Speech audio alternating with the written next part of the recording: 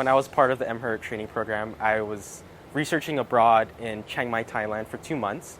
And during my entire summer, I was working on a type of fungus known as Malassezia. And when I was in the lab there, what I worked on was cultivating it in the lab, but also injecting or infecting it with into keratinized cells. And when we were doing that process, we were learning what were the enzymatic activities and doing other form of scientific experiments on these cells. Prior to the program, I had no formal lab training and experience. I didn't have any experience at all with working with fungi and working with how to measure enzymatic activity. And so when you apply to the program, they really help you in advance of your wherever you're studying or wherever that may be, to really give you that lab hands-on experience to feel confident in running the tests that you might have to run, and really pairing you with mentors who are already in the field, who may be already studying within that area. We were able to stay in an apartment complex right across the street from the university. And so our days would start around 9 or 10 a.m. in the morning, and it'd be kind of straight into the lab. And so for the first few weeks, I was running a lot of very basic tests like PCR and measuring the enzymatic activity of certain cells. And then oftentimes our lab would always break for lunch together, and so we'd either eat on campus or eat somewhere very near close by. And we'd go straight back into the lab.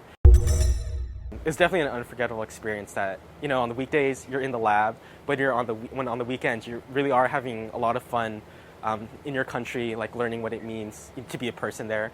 And it's not really just, being a person in a lab. You can do that anywhere, but the huge part of the program was really being respectful and immersing yourself in the country and the culture that you're visiting. We spent the day learning how they pick tea by hand, they gather it, and they also roast it and sell it.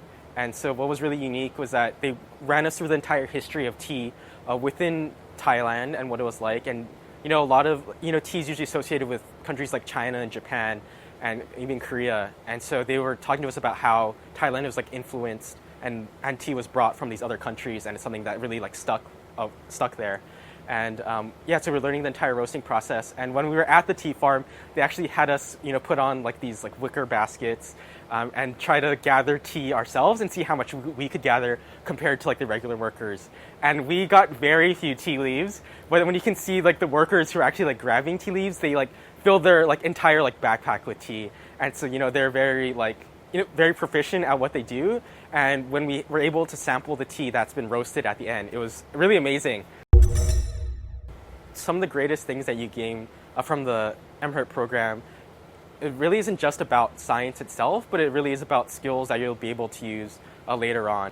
And I didn't go on to pursuing a scientific degree following the MHRT program, but I know that I still use the skills that I learned.